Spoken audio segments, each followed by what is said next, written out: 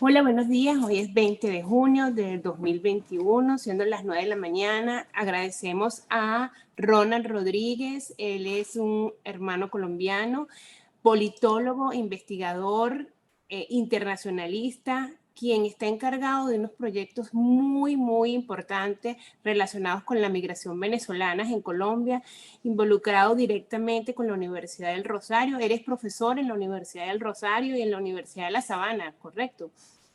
Este, Llevas en tus manos unos proyectos muy importantes. Nos gustaría que nos hablaras hoy de ese proyecto, la bitácora migratoria y el acompañamiento que le haces al Estatuto Temporal de Protección para los Migrantes Venezolanos en Colombia. De verdad, muchísimas gracias en nombre de la Fundación Derechos Humanos CONDER. Hoy, Día Mundial del Refugiado, que es bien importante difundir y, y compartir con la comunidad en dónde está la migración venezolana, cuál es el apoyo de los estados y en específico el apoyo del Estado colombiano para con los migrantes venezolanos. Gracias. Damaris, gracias por la invitación. Para mí es un honor desde el Observatorio de Venezuela poder acompañar este espacio y contar lo que se está haciendo en la región para recibir el fenómeno de movilidad humana proveniente de Venezuela. Y en estos casos uno nunca puede olvidar que la situación que hay en Venezuela es una situación bastante particular. Ya la movilidad humana proveniente de Venezuela, según Naciones Unidas, es el segundo caso de movilidad en el mundo, pero yo creería que es el primero, porque si bien en estos años han salido 5.635.000 ciudadanos venezolanos por la emergencia humanitaria compleja y prolongada que vive Venezuela, no se están contando, por ejemplo, los retornados colombianos, y esta podría ser una cifra que se acerca al millón, lo que querría decir que el fenómeno de movilidad humana de Venezuela es realmente de más de 6 millones de personas. En ese orden de ideas, pues hay que entender que Venezuela en este momento ha perdido el 17% de su población. Esto es una cosa que cuando uno lo pone sobre la mesa es un dato muy preocupante, y no solamente para lo que es hoy Venezuela, sino que para lo que es el futuro de Venezuela, porque también tenemos que entender que gran parte de esta movilidad humana son jóvenes, niños, niñas, adolescentes, adultos menores de 35 años, lo cual compromete el futuro de Venezuela en el mediano y en el largo plazo. Este proceso hace que, por un lado, Venezuela se envejezca de forma muy rápida, y por el otro, que se genere una comunidad, una diáspora venezolana muy grande, que en este momento empieza, digamos, a buscar cómo hacer parte de las comunidades de los países receptores. En el caso de Colombia, Colombia tiene más del 30% de la migración venezolana. Es un caso bastante particular porque, a diferencia de otros países que se pueden dar el lujo, digamos, de generar instrumentos como las denominadas, entre comillas, visas humanitarias, porque de humanitarias bien poco, en las cuales se le pide al ciudadano venezolano que pague $50 solamente por hacer el trámite de la visa, pues eso ya de entrada se convierte en una barrera para una población cuyo salario mínimo está muy por debajo de los $2 mensuales. De hecho, los últimos cálculos, que eso los hicimos en mayo, además porque toca irlos haciendo mes a mes, un ciudadano venezolano tendría que trabajar 17 años para ganarse un salario mínimo colombiano. Entonces, pues, esto lo que genera es que siga saliendo la población venezolana de su país. De hecho, en el marco de la pandemia, si bien algunos venezolanos regresaron de Colombia a Venezuela, el número es superior a los 41.000. También durante ese periodo, a lo largo del 2020, salieron más de 800.000, lo que quiere decir que la migración no se detuvo. Por más que las fronteras estuvieron cerradas, la migración continuó. En ese panorama, en ese contexto quizá, hay que decir que el Estado colombiano ha venido generando políticas de inclusión e integración, políticas que por un lado son elaboradas y, digamos, el gobierno ha dispuesto una ruta para la atención de estas políticas, pero por el otro lado, también hay que decirlo, ha sido la sociedad civil, sobre todo la sociedad civil que durante muchos años atendió el desplazamiento interno colombiano, la que se ha volcado a atender a los migrantes. El principal programa que existe hoy en Colombia para la recepción migratoria es el Estatuto Temporal de Protección para Migrantes Venezolanos. Este es un decreto presidencial que se va, digamos, desarrollando a través de una serie de resoluciones, y Migración Colombia en este momento, que es la institución migratoria en el país, es la responsable de esta primera etapa. Estamos en la etapa de identificación, registro y caracterización de la migración venezolana. Se aspira a que más o menos entre 1.700.000 y 2,5 millones de ciudadanos venezolanos puedan regularizarse en los próximos 2 años para tener una permanencia en el Estado colombiano por 10 años.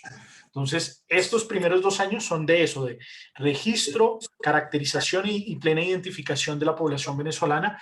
Ese proceso inició el pasado 5 de mayo. Es un proceso en el cual nos encontramos en este momento y vamos en el día número 47. Hoy domingo estamos al día número 47. Las cifras de Migración Colombia en la materia son importantes. Ya han interactuado con este instrumento 1.012.875 ciudadanos venezolanos, es decir, que han ingresado al portal, que es una primera fase previrtual. Entonces, ellos ingresan al portal, abren un usuario como se hace en cualquier plataforma de correo electrónico, de red social, ellos crean un usuario, tienen una contraseña y a través de este instrumento empiezan un proceso de registro. Ese proceso de registro ya han finalizado el registro 889.543 venezolanos al día de hoy, es decir, ya terminaron la primera parte previrtual. Después de esa primera parte previrtual viene una encuesta de sociocaracterización, que además es fundamental porque es lo que le permite a las autoridades locales poder diseñar política pública. Además, porque la mayoría de la gente suele pensar que todos los migrantes están en condición de vulnerabilidad y eso no es cierto. Hay muchos que tienen sus propias capacidades para generar riqueza e incluso tienen formación y tienen una serie de dinámicas que podrían apoyar mucho al crecimiento económico de Colombia en este momento, que además estamos atravesando la peor crisis económica de nuestra historia en los últimos 50 años. La pandemia significó un retroceso del 6%, de más del 6% del Producto Interno Bruto en Colombia. Por eso es tan importante que ellos se inserten en la economía. Una vez terminado este proceso de encuesta, son aproximadamente 829.900 los que han hecho ese proceso de encuesta hasta la fecha. Va a la siguiente fase y es agendar el preregistro virtual. El preregistro biométrico, perdón. El preregistro biométrico, ¿qué significa? Que ellos se van a acercar hasta un punto de Migración Colombia, van a dejar su firma, van a dejar su huella y van a tomarles una fotografía. Ese proceso se va a desarrollar en los próximos meses. Ya hay 653.005 venezolanos que hacen parte de este proceso, lo cual no es una cifra menor. Ya estamos hablando de números importantes. Cuando tenemos estas cifras sobre la mesa, esto quiere decir que más de la tercera parte de los migrantes venezolanos ya están en esa parte. De los migrantes que reconoce Migración Colombia como que están en el territorio, ese 1.700.000. En ese orden de ideas, nosotros como universidad, junto a la Universidad del Rosario, junto a la Konrad Adenauer Stiftung, la CAS, estamos haciendo un proceso de seguimiento al estatuto, porque esta primera parte, que es una parte, si se quiere, muchísimo más procedimental, de registro, identificación y caracterización, es una parte que está a cargo de Migración Colombia, pero el proceso es muchísimo más complejo que eso. Es decir, esto no solamente llega a esa identificación, más allá de esto viene después el proceso de la plena integración e inclusión migratoria.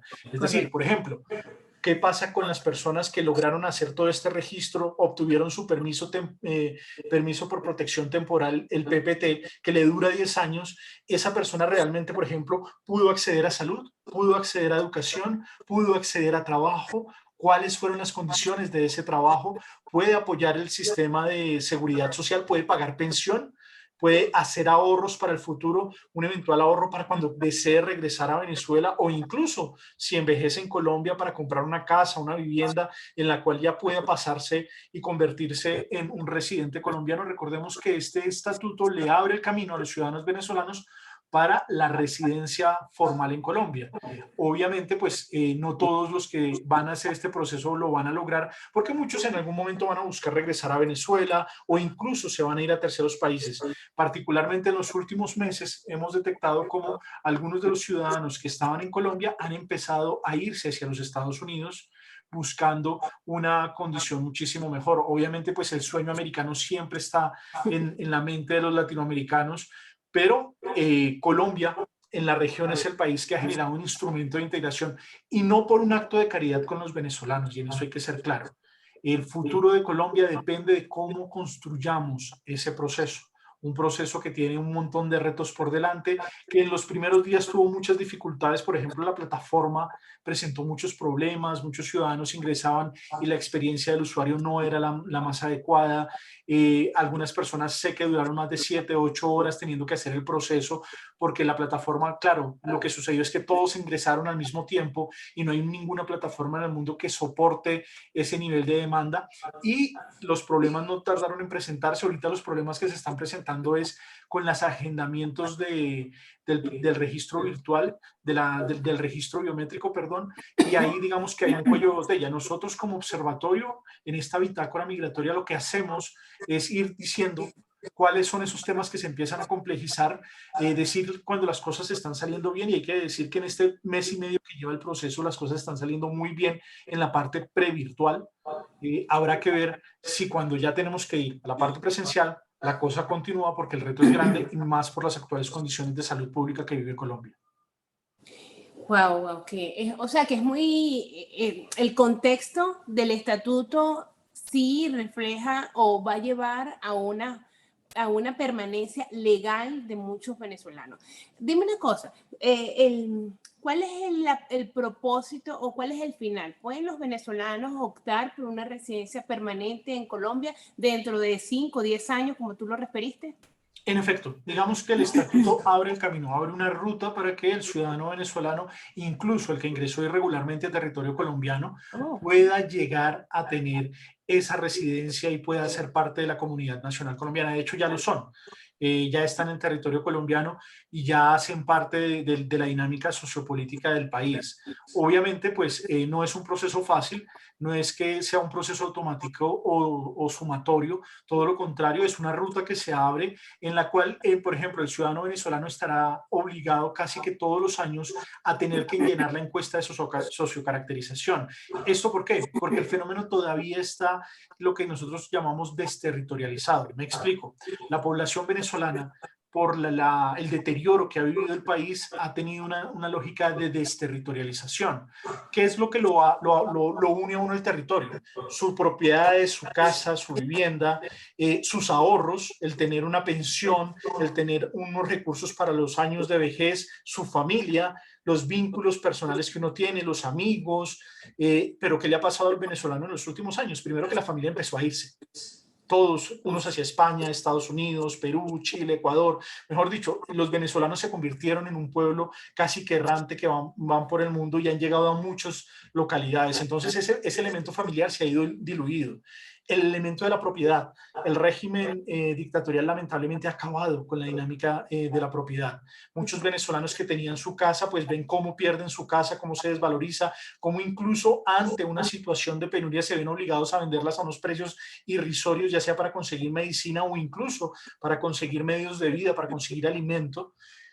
Y finalmente, pues sus pensiones, pues las pensiones simplemente hoy colegas míos de la Universidad Central, profesores de primera línea, título doctoral, que hicieron un trabajo, por ejemplo, colegas que fueron los padres de las disciplinas de la ciencia política y de las relaciones internacionales en el continente, que uno los encontraba en los foros y hasta uno sentía envidia de la academia venezolana, porque era una academia robusta, era una academia que siempre iban muchos colegas, a uno con esfuerzo a veces lograba conseguirse financiación para ir al Congreso. Los venezolanos llegaban en un grupo, en un bloque muy grande. Hoy, tristemente, muchos de estos colegas, pues su pensión se esfumó, su pensión vale menos de $2 al mes. Es correcto. Entonces, esa situación hace que ellos rompan muchos de sus lazos, y eso le ha pasado a la población venezolana. Entonces se encuentran en una itinerancia global.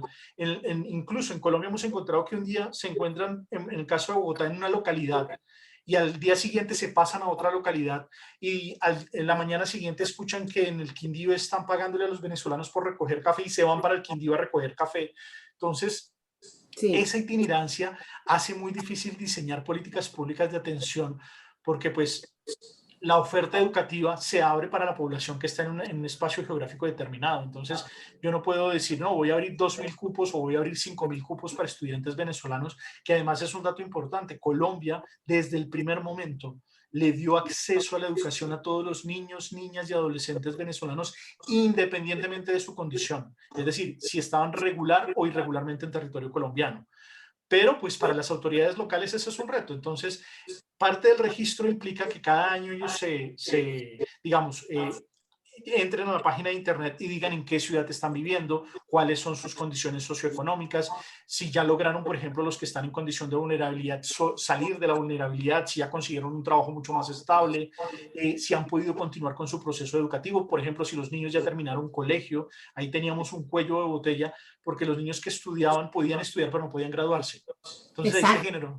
se generó un cuello de botella. Ya con el estatuto, con este PPT, estos niños van a poderse graduar, o estos muchachos, porque realmente son muchachos, van a poderse graduar y van a poder acceder a ofertas educativas medias, o incluso si quieren trabajar pueden acceder a empleo. En ese orden de ideas, se convierte en un camino, pero es un camino, digámoslo así, formal. Hay que decirlo, es un camino que, como en todos los países, depende del gobierno. Es decir, el Y de tema la viene. participación ciudadana. La participación ciudadana marca mucho el cumplimiento del estatuto y que se ejecute en beneficio a los migrantes. O sea, el ciudadano tiene que participar, el beneficiado. En efecto, Damaris, una de las particularidades del estatuto es que nosotros no consideramos que esto sea únicamente del gobierno. De hecho, yo siempre lo he dicho públicamente, el gobierno colombiano diseñó una ruta y esta es la ruta del estatuto, pero la materialización, es decir, construir esa ruta, le corresponde a la sociedad colombiana en general, y esa sociedad incluye a la población en condición de movilidad humana. Es decir, los venezolanos ya no nos podemos ver como los otros, sino como parte de nosotros, y eso es fundamental.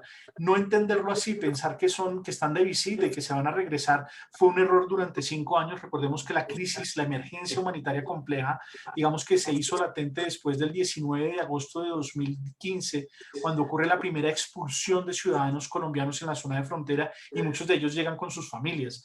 Después la frontera dura cerrada un año y no se tuvo registro, pero al siguiente año ya las cifras demostraban que teníamos un fenómeno de movilidad humana entre los dos países que era muy, muy, muy fuerte y que demandaba medidas importantes. La sociedad colombiana en general, no solamente al gobierno, por ejemplo, al sector privado, a los gremios, establecer los mecanismos para que este PPT, este documento que será su documento de identidad, sea aceptado por toda la comunidad colombiana. Es decir, que un ciudadano pueda, por ejemplo, una cosa que tienen los venezolanos hoy muy difícil en Colombia es acceder a un crédito. Acceder a una tarjeta de crédito se vuelve una cosa casi que imposible. Sí. Y eso, uno cuando tiene tarjeta de crédito, pues uno no le ve la importancia a eso.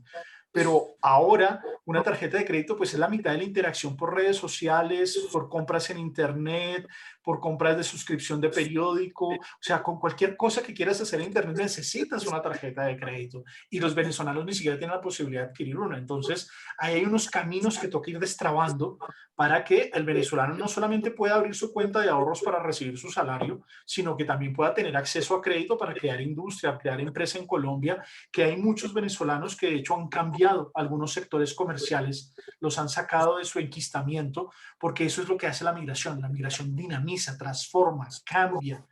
Y ese es, digamos, el valor que debería tener este estatuto: permitir que la migración venezolana se convierta en un factor de construcción de ciudadanía y transformación sociopolítica en el país. Correcto. De hecho, que fíjate, Ronald, nosotros desde la Fundación estamos promoviendo un proyecto que se llama La verdadera ayuda humanitaria para los venezolanos, y promovemos, ¿sabes en qué consiste la abundancia del migrante? Creemos plenamente en que los migrantes, obviamente en el caso de los venezolanos los promovemos muchísimo, pero igualmente los migrantes hondureños, los migrantes nicaragüenses, el mexicano, este, todos ellos en su target social, en su nivel socioeconómico, son productivos y son, al ser incorporados de forma regular a los países de acogida, eso tiene un impacto positivo en las economías de los estados. Nosotros entendemos, o sea, obviamente se entiende que los estados deben proteger su economía, pero los derechos humanos están por encima de esa protección, son supranacionales. Entonces, cuando tú refieres que los migrantes venezolanos deben ser vistos, inclusive yo me atrevería a decir que ellos deben verse, o sea, el migrante debe verse como una persona que es productiva, desde el más, no desde el menos. Y por eso fundaciones como la universidad, como nosotros y muchas fundaciones trabajamos diariamente para inyectarle esa energía al migrante venezolano. O sea, destacar lo más importante de esta migración y en cada uno de los países de acogida. Asimismo, haces mención a que los migrantes se estacionaron en Colombia, muchos migrantes venezolanos se estacionaron en Colombia y están emprendiendo un viaje por ese sueño americano para venir acá a Estados Unidos, y es preciso y muy oportuno decir que aquí Estados Unidos está...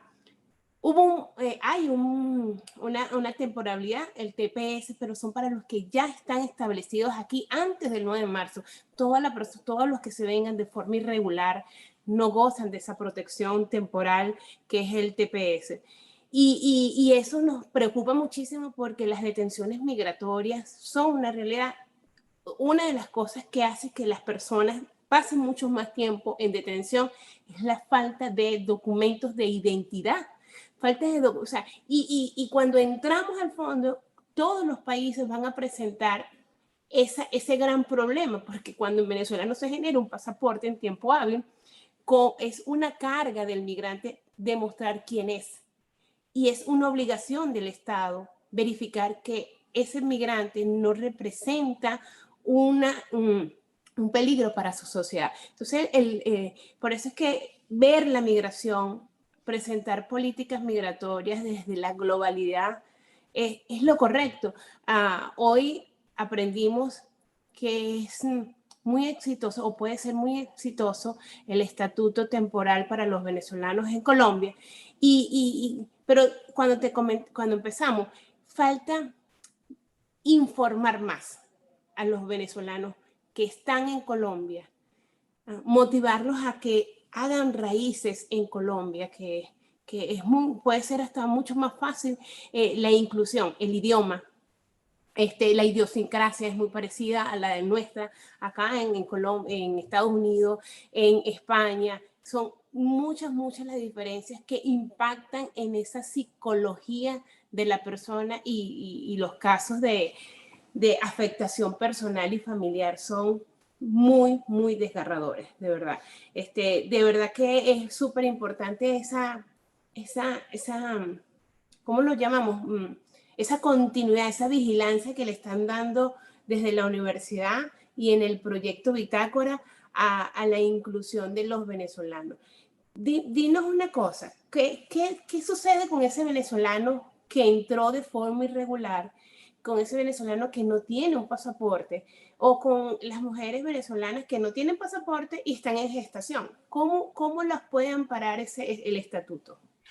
En efecto, Damaris, cuando tú lo nombrabas ahorita, una de las particularidades que tiene la movilidad humana proveniente de Venezuela es que los venezolanos han perdido la capacidad de movilidad internacional, han perdido la capacidad de, por ejemplo, sacar un pasaporte, lo cual para cualquier ciudadano en cualquier lugar del mundo es relativamente fácil ir ante su oficina de Relaciones Exteriores y tramitar un documento que le permita poder viajar de un país a otro. En el caso de muchos ciudadanos venezolanos, pues de entrada es imposible porque el sistema está diseñado de tal manera que no es factible hacerlo sin un acto de corrupción. Es decir, tú tienes que pagar de más para poder tener un pasaporte, y en algunos casos esas cifras pueden superar incluso hasta los 200, 300, $400 en una población que, como decíamos, tiene un salario inferior a los $2. Ahí la situación se vuelve absolutamente compleja para poder tener ese documento. En el caso de la frontera entre Colombia y Venezuela, recordemos que entre Colombia y Venezuela hay 2.219 kilómetros de frontera. Estamos hablando de entre 4 estados venezolanos y 7 departamentos colombianos. Es decir, que hay por lo menos 11 autoridades locales a nivel estatal y departamental que tienen una dinámica presente en esa área. A eso hay que sumarle que es una frontera que va desde el desierto en La Guajira, pasando por las dinámicas de la zona andina hasta llegar a la selva. Por ejemplo, ya en la zona de Arauca es una situación de selva bastante compleja, la frontera Arauca-Apure. ¿Qué hace esto? Entre Colombia y Venezuela hay 7 puntos de paso fronterizo. Realmente solamente han funcionado históricamente 6, porque el último, el de Tienditas, nunca se inauguró.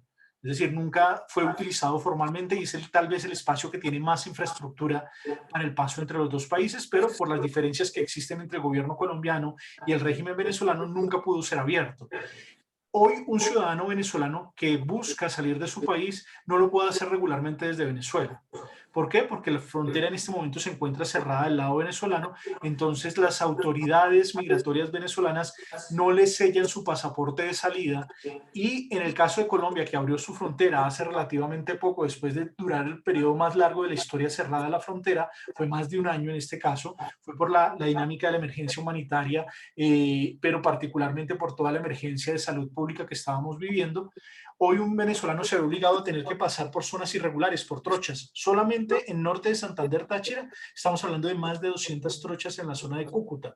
Y eso pues hace un reto muy grande para las autoridades, porque pues las autoridades no tienen la capacidad de dominar esas áreas.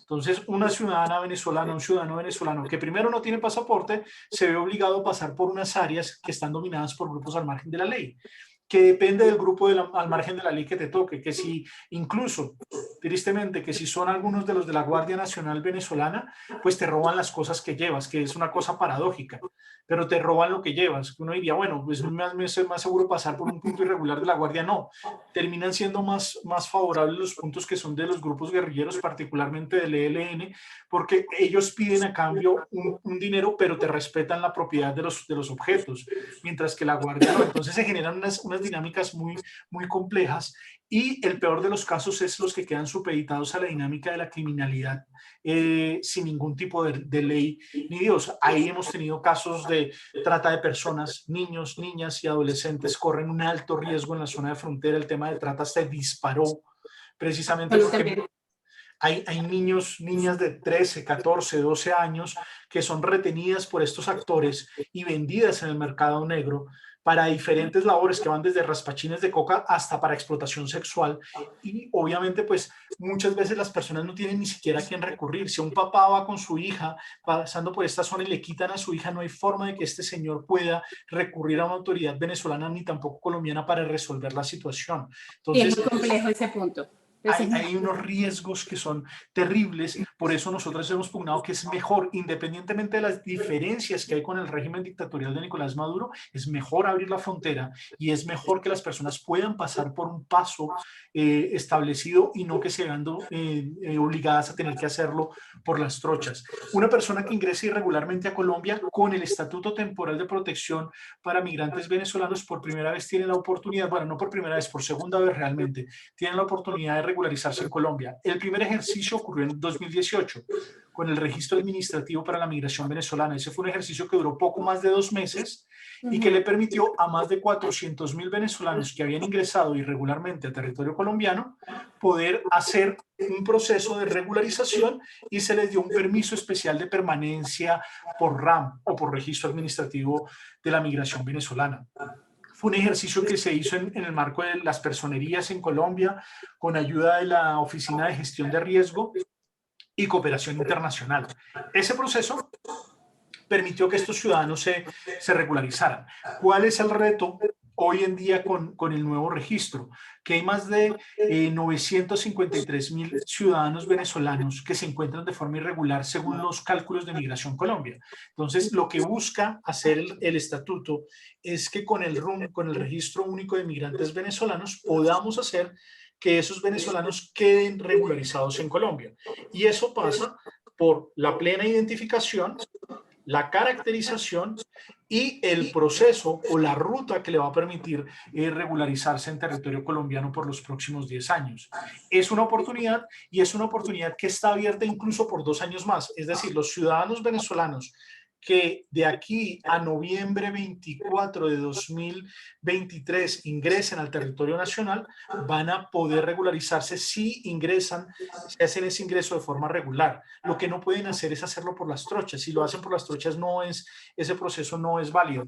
Ahí hay un reto, porque lo que se tendría que hacer es formalizar la apertura del lado venezolano para que los venezolanos puedan ingresar de forma regular. Hay que decir que entre Colombia y Venezuela viven aproximadamente 12 millones de personas, entre los 7 departamentos colombianos y los 4 estados venezolanos, en un área geográfica que es de las mismas dimensiones o es más grande que Alemania, que España, y un poquito más pequeña que Francia.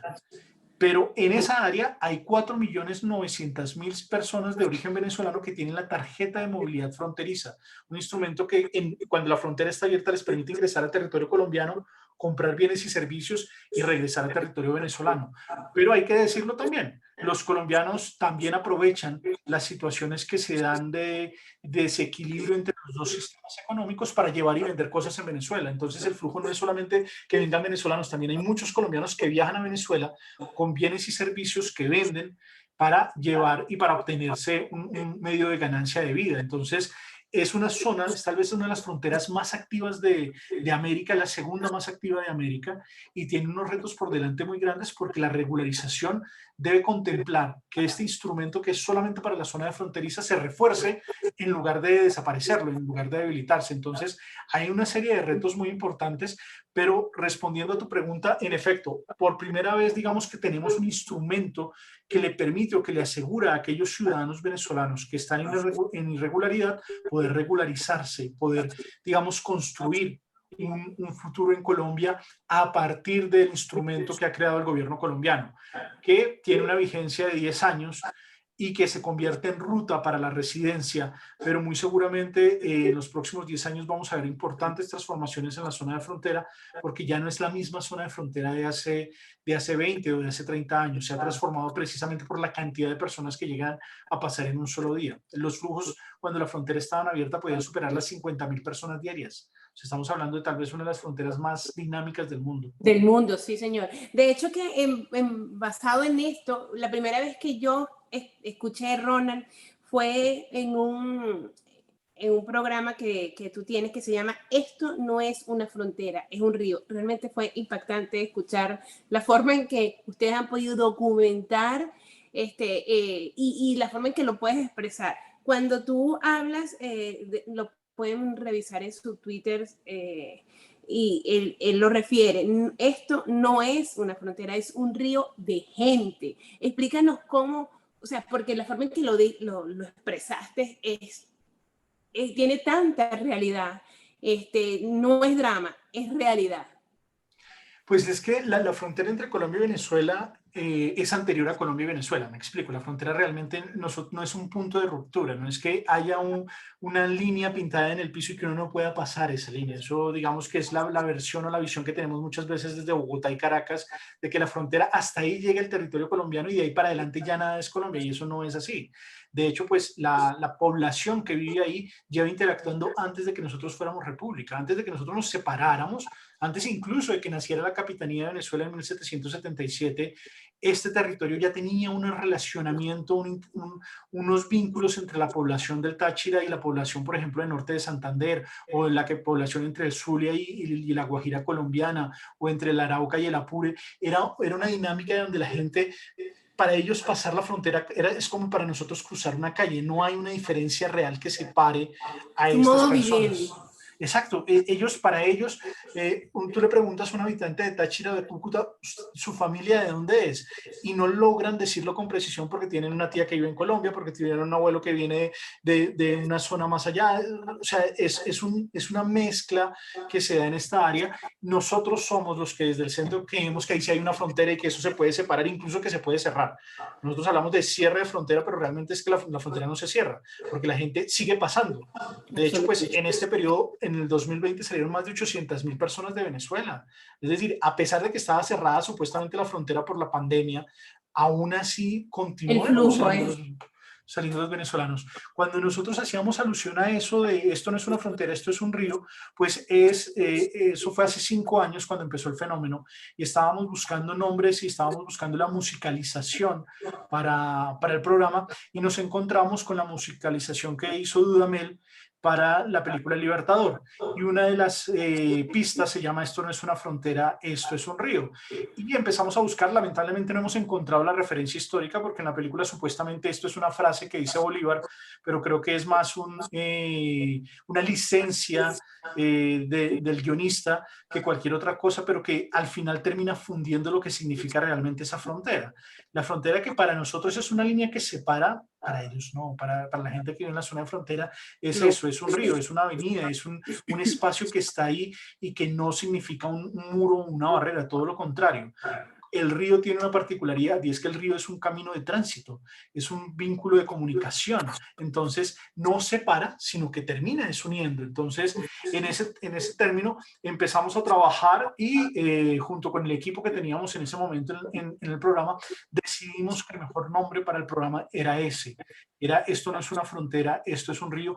Y a lo largo de estos más de 5 años, tenemos más de 200 episodios de este programa de radio, de este Sí. podcast.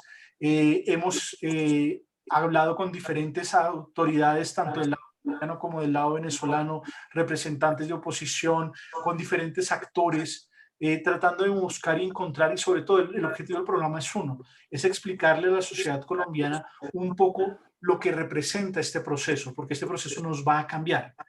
Uno no puede pensar en la paz en Colombia sin tener en cuenta el elemento venezolano y no puede pensar en la reconstrucción democrática de Venezuela sin tener en cuenta el elemento colombiano. Y entender eso, entender que ya hay una amalgama y que esa amalgama empezó por la zona de frontera, pues es empezar un proceso de comprensión de los dos países. Colombia y Venezuela ya nunca van a ser los mismos. Ya digamos que esa Colombia del Frente Nacional y esa Colombia del Pacto de Punto Fijo y esa Venezuela del Pacto de Punto Fijo ya no van a volver, pero esta es una oportunidad para construir nuevas nacionalidades, nuevas identidades. Por ejemplo, yo he tenido muchos estudiantes venezolanos. Yo sé que esos estudiantes cuando regresen a Venezuela a ejercer cargos de poder, muy seguramente ya no van a ver al colombiano como un otro, es decir, incluso como un extranjero, porque ya ese vínculo se ha diluido. Nosotros hoy vemos, los colombianos a los venezolanos vemos de forma tan diferente que entre nosotros ya hay unos lazos de hermandad que para nosotros el otro puede ser, qué sé yo, un argentino o un mexicano que tiene una distancia con nuestros respectivos países, no solamente geográficas, sino también en sus usos y maneras. Hay cosas que en Colombia ya no se sabe si son colombianas o venezolanas. Nosotros Exacto, es tenemos verdad. la eterna Es pelea de la verdad. arepa. Ay, pelean en la arepa, sí, pelean en la arepa. Es verdad, es cierto. Bueno, mira, de verdad que es súper, súper enriquecedor escucharte. Eres una academia hecha ser humano. Eso a mí, en lo personal, me encanta. En nombre de muchos venezolanos, yo he podido verificar que el venezolano se ha ocupado, una vez que sale de Venezuela, se ha ocupado en sobrevivir, en ocuparse de satisfacer sus necesidades básicas, el alimento, la vivienda, el transporte, y ha dejado muchísimo, eso que hacías referencia al principio de nuestra reunión, la preparación. Eso a nosotros los que somos académicos no nos gusta que la gente se separe de los libros ni se separe de la academia. Entonces es que el día a día y la sobrevivencia los están arrollando. Entonces es nuestro deber darle las indicaciones de cuáles son los entes que son fuentes de información real. Tú eres una fuente de información real importante, la universidad, y danos unas recomendaciones para esa población migrante. Aquí a nosotros nos siguen muchos venezolanos que vivían en Colombia y que siguen estando en Colombia y que tienen la intención de venir aquí a Estados Unidos, pero ofrecerle con el mejor panorama ese estatuto del estatuto que promueve Colombia para los venezolanos. Danos 3, 4 características por las cuales los venezolanos podrían apostarle a ese estatuto y hacer un futuro mucho más estable y menos traumático. Bueno, lo primero es que el estatuto ofrece una oportunidad de plena identificación y eso es importante. Tú lo decías hace un rato, uno de los problemas que tienen los terceros países para la recepción de la migración o la movilidad humana proveniente de Venezuela es que los venezolanos han perdido la capacidad de poder decir que ellos son quienes dicen ser que son. Porque si tú no tienes un documento, no tienes un documento que pueda probar que tú eres esa persona, resulta muy difícil. Colombia está haciendo un ejercicio en el cual va a identificar a parte importante de la población y eso les da una primera característica que en algún momento puede que ellos puedan disfrutar del estatuto y estarse en Colombia durante 5, 6, 7, 8 años y después tratar de buscar un mejor horizonte en otro país. Eso ya dependerá digamos, de la decisión personal. No podemos olvidar siempre que la migración es un derecho. Y como derecho yo tengo la posibilidad de un día, si quiero irme a trabajar o a estudiar a Europa o a Estados Unidos o a Argentina o a México, lo puedo hacer sin ningún problema. Que sea una decisión personal. Obviamente, pues cada país tiene sus propias reglas. Hay países que exigen unos impuestos o unos pagos antes de que tú puedas hacer esto, pero el estatuto lo que te permite es empezar esa ruta de formalización y de poder, digámoslo así, hacerlo dentro de los marcos de ley, que facilita muchísimo las cosas y que particularmente evita que caigas en redes de trata y de tráfico de migrantes que pueden llegar a complicar la vida. Hay personas que han pasado por unas historias de vida muy duras precisamente por el afán de querer llegar a algunos sitios, se arriesgan y se exponen, arriesgan a los suyos, a sus hijos, y ahí la situación de la carga de conciencia para un padre que pierde a su hijo o a su hija ante una trata, a una red de tratas, pues es muy grave. Respecto a las fuentes, yo creo que la mejor fuente siempre va a ser Migración Colombia. Migración Colombia es una institución que poco a poco ha ido robusteciéndose, es una institución relativamente pequeña en el Estado colombiano, porque Colombia nunca había tenido tanta preocupación por el tema migratorio, solamente hasta ahora lo tiene, pero ha hecho un ejercicio bastante juicioso de tener una página de internet donde está la mayor parte de la información. Entonces es una fuente muy acertada, tienen un montón de contenidos en videos, en gráficas, en infografías, que ayudan a que un ciudadano se pueda ir apropiando de esa información y sobre todo que evite caer en algunos grupos de WhatsApp o grupos de Facebook que lamentablemente están desinformando a la población. Por ejemplo, el estatuto es gratuito. El estatuto no hay que pagar absolutamente nada, no hay que pagar un solo peso. El primer documento que se les expide, el PPT, no tiene ningún costo. Claro, algunas personas que tienen limitaciones, por ejemplo, tecnológicas, porque tienen problemas de conexión, porque no tienen un equipo adecuado, pues muchas veces se sienten tentados a pagarle a alguien, pero pues ahí uno lo que puede buscar es en la respectiva ciudad en la que se encuentre cuáles son las organizaciones de la sociedad civil claramente constituidas. En cada ciudad hay organizaciones muy fuertemente constituidas o en su defecto con las organizaciones intergubernamentales, caso de ACNUR y OIM, ellos cuando uno se acerca le dan una oferta de quienes le pueden ayudar, por ejemplo, prestándole un computador para hacer ese proceso. Sé de varias organizaciones de la sociedad civil en Colombia que, por ejemplo, permiten que en sus sedes lleguen los ciudadanos venezolanos y les ayudan, les apoyan en el proceso de llenar el preregistro virtual, sin cobrarles un peso, sin exigirles nada, sin quedarse con ninguno de sus datos, porque además muchas personas creen que, no, pues yo le pago a esta persona tal cantidad de dinero, él me hace el proceso y ya, pero esa persona se está quedando con sus datos y eso más adelante puede ser peligroso, sobre todo porque con esos datos pueden incurrir en delitos y más adelante, sin que una persona haya cometido ningún delito, verse involucrada en una situación que obliga a su expulsión precisamente por haber entregado sus datos. En ese orden de ideas, Migración Colombia, las organizaciones internacionales OIM y ACNUR y las organizaciones de la sociedad civil de venezolanos constituidos en las ciudades, que además solo basta con ir a una alcaldía y ellos le dicen cuál es esa institución. Si usted, por ejemplo, llega a una ciudad como Pereira o Armenia, que son ciudades medianas en Colombia y no sabe quiénes son las organizaciones de venezolanos más fuertes ahí, diríjase a la alcaldía y en la alcaldía muy seguramente le van a decir, mire, diríjase a esta organización que ayuda con asistencia humanitaria, pero que también le puede ayudar en los procesos de regularización, no porque le vayan a cobrar, sino porque le facilitan las herramientas para hacerlo. Y obviamente ser muy cuidadoso con los contenidos y con el material que se lee en redes sociales. Una de las cosas más importantes de este estatuto y que demuestra que ya más de 1.012.875 venezolanos hayan podido ingresar al aplicativo es que hay una confianza en las autoridades colombianas. Y ese es un dato que no es un dato menor, porque la mayoría de la gente suele creer que si yo me inscribo en algo es porque me van a deportar el día de mañana.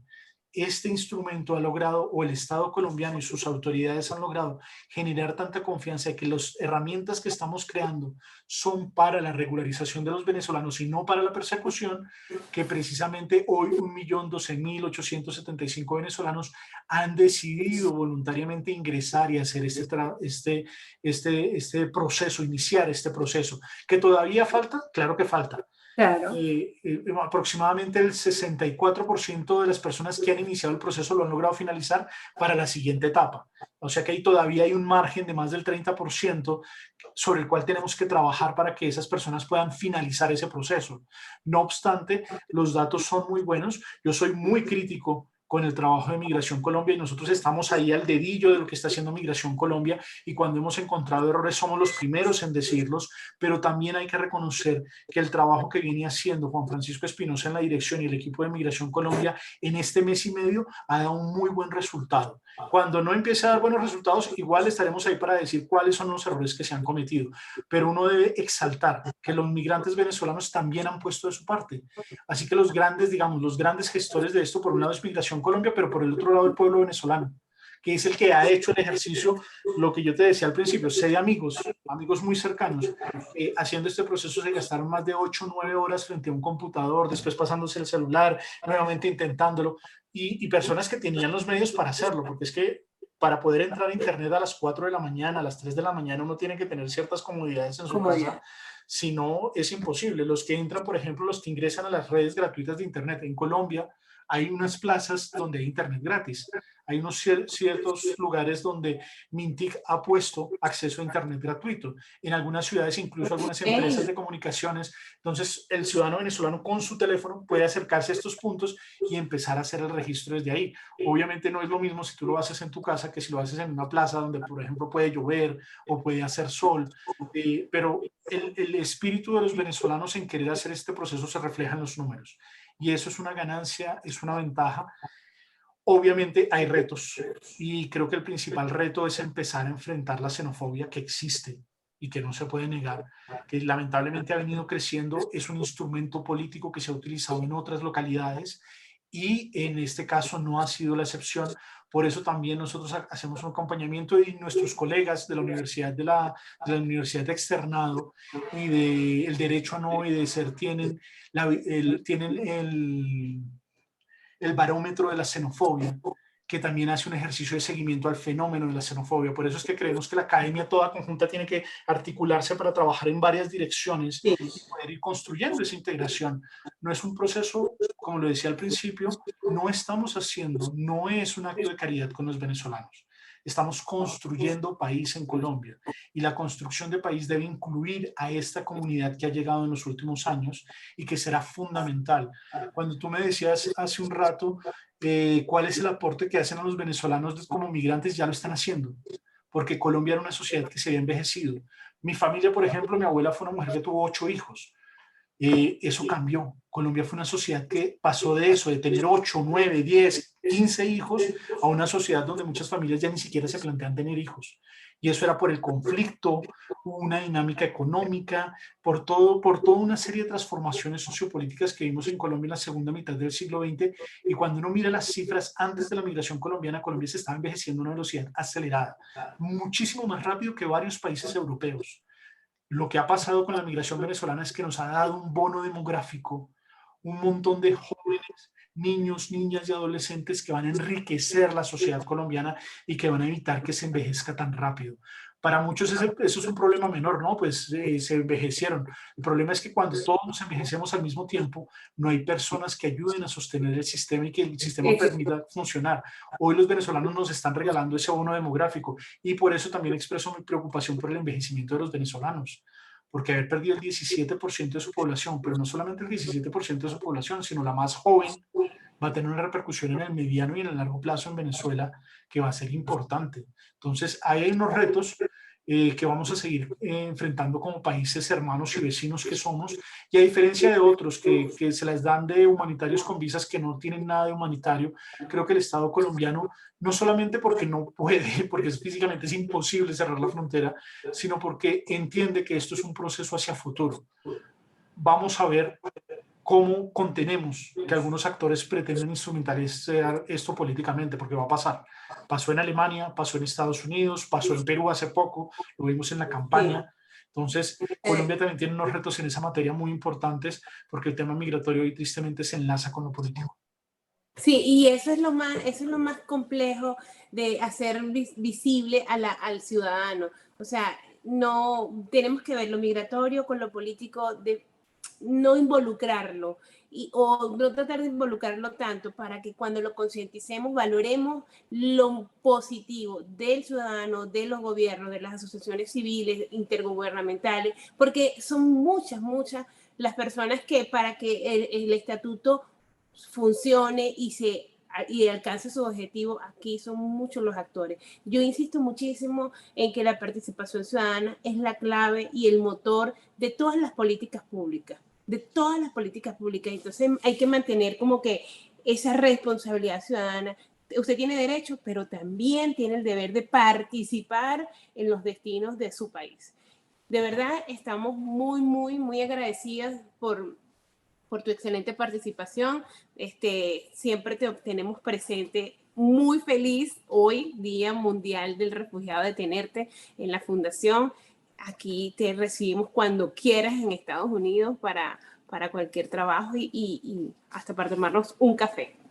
Muchísimas gracias por todo tu conocimiento y sobre todo por esclarecerle al ciudadano que sí se están haciendo las cosas bien en su propio beneficio y que hay que creer, también hay que creer. El reto es grande y como lo dices, depende mucho de la sociedad civil, la verdadera inclusión e integración. Esto es parte de un proceso que arrancó por, digamos, la parte formal administrativa de gobierno, pero al final la verdadera integración es cuando tú entiendes que en tu familia va a haber personas de origen venezolano que van a ser parte de tu familia y que ahí es cuando ya la verdadera relación, digamos, se construye.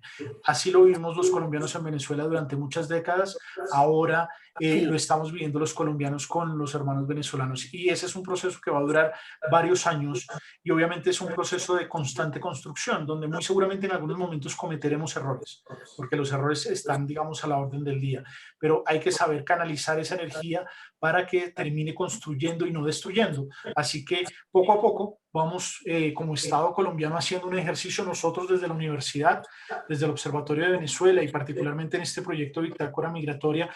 Todos los días estamos haciendo publicaciones de cómo va el estado de la bitácora. Ustedes nos pueden encontrar en redes sociales, decimos cuántos días les quedan para, por ejemplo, son 388 días y vamos en el día 47. Entonces, todavía hay tiempo, hay mucho tiempo para hacer el proceso, porque a veces hay gente que cree que ya no lo pudo hacer y se colgó. No, todo lo contrario, todavía hay tiempo, se puede hacer el proceso con calma y se puede lograr la regularización. Entonces, parte del mensaje es eso y a eso nos dedicamos desde el Observatorio de Venezuela de la Universidad del Rosario y gracias al apoyo de la Fundación Konrad Adenauer, quienes son nuestros grandes aliados en este tema. Desde que lo empezamos hace más de 5 años, siempre han estado trabajando con nosotros y han patrocinado varios de los procesos, las recomendaciones que hicimos para la ley migratoria, las recomendaciones que hicimos al nuevo gobierno hace ya 3, casi 4 años cuando llegó el gobierno al ejercicio. Toda esta serie de cosas que hemos venido haciendo poco a poco, lo hemos podido también hacer en este trabajo hermanado y otras organizaciones, la Organización Civil Colombo-Venezolana Diálogo Ciudadano, ha sido muy importante. De hecho, Chomin Lacera, su director, es uno de los actores. No hay proyecto que hagamos en el observatorio que no tenga participación venezolana y en el caso particular, Chomin, conjuntamente nosotros dos construimos y dirigimos el programa de Esto no es una frontera. Bueno, yo en lo personal como venezolana de verdad les agradezco todo ese esfuerzo, esa entrega por humanizar realmente y por visibilizar lo bueno de la migración, lo complejo de la migración, porque es un trabajo bien, que tiene caminos quizás muy ingratos, pero en lo personal, siempre en el camino, a pesar de lo ingrato, hay satisfacciones, porque son tantas las personas en las que le podemos extender quizás lo más insignificativo. Para uno, para ellos es lo más grande. Y el apoyo jurídico, la orientación es muy importante en este momento. Yo apuesto a la base de la información estable, de la información real, porque de ahí lograremos una inclusión quizás no perfecta, pero más efectiva. En efecto, Damaris. Muchas gracias por la invitación el día de hoy. Vale, que tengas un feliz día hoy domingo y gracias por estar con nosotros acá en la Fundación. De verdad, siempre te seguimos. Me encanta, a mí me encanta en lo personal tu podcast porque es demasiado real. A veces lloras, pero es real. Muchísimas gracias, Ronald. Y bueno, saludos a todo tu equipo de la universidad. Acá estamos completamente a la orden. ¿Okay? Muchas gracias. Un abrazo. Seguro que sí. Ya va, espérate. Ya.